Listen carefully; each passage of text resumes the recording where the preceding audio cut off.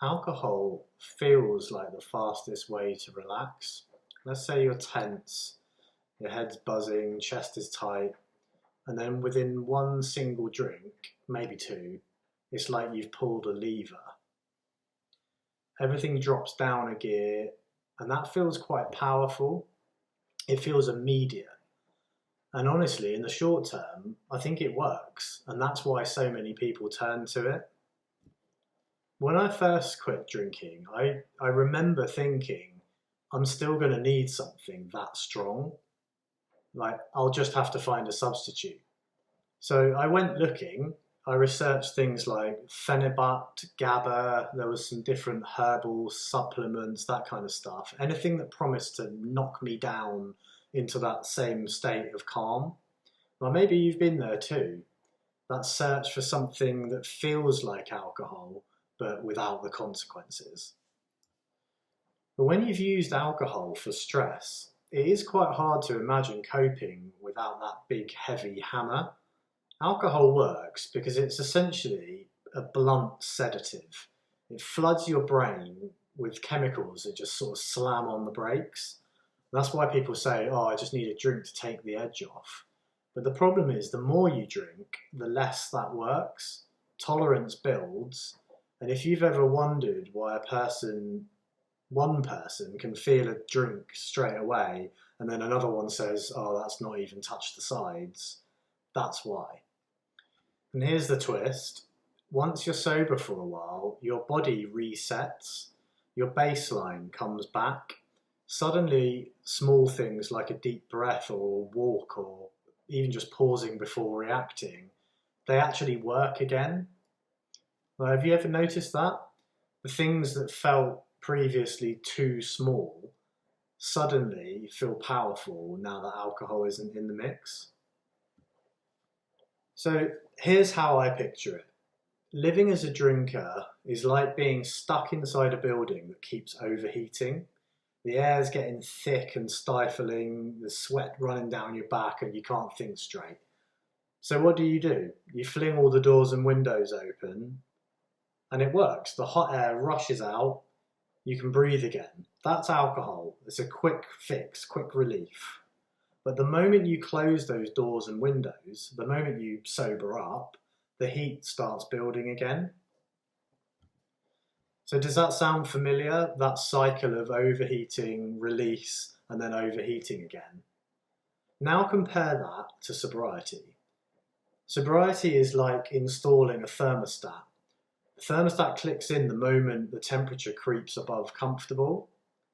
It keeps the room steady. You never get to that point where you're desperately drowning in heat.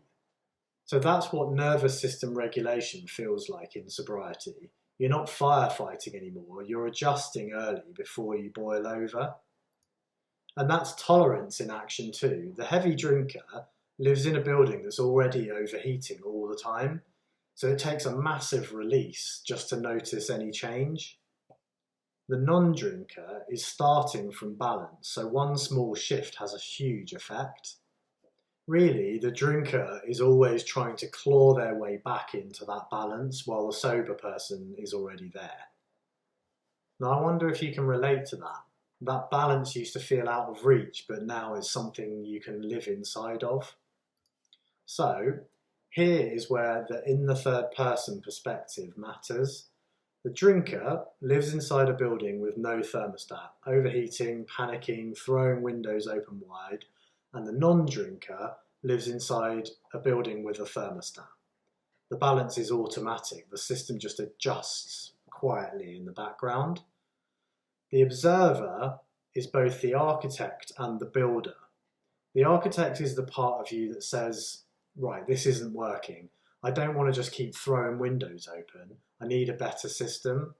And the builder is the part of you that actually installs it through habits, practices, and choices that you're now making.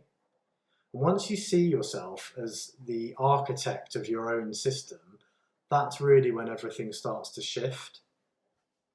You're no longer reacting to that heat.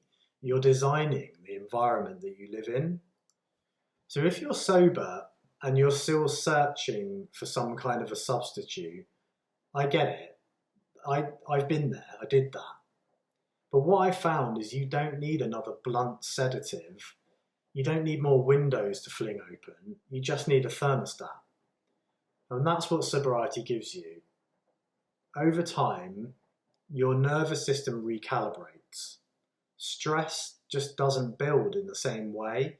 Relief can also come from small, simple shifts that are enough. They're enough by themselves. And here's the surprising thing, those small things, they actually start to feel really quite profound. A deep breath, a quiet walk, pausing before you answer the phone. They feel powerful because you no longer need to be knocked unconscious to be able to just cope. So have you noticed that shift in yourself yet? Where the little things start to feel like they're enough. Sobriety isn't about replacing alcohol with something equally as powerful. It's about building a system where you just don't need that power in the first place. That's the in the third person perspective, the drinker, the non-drinker, and the architect who designs a life where the thermostat finally works. So if you want to learn more about how to design and build a life that you're comfortable living, keep on watching In the Third Person. I'll see you next week.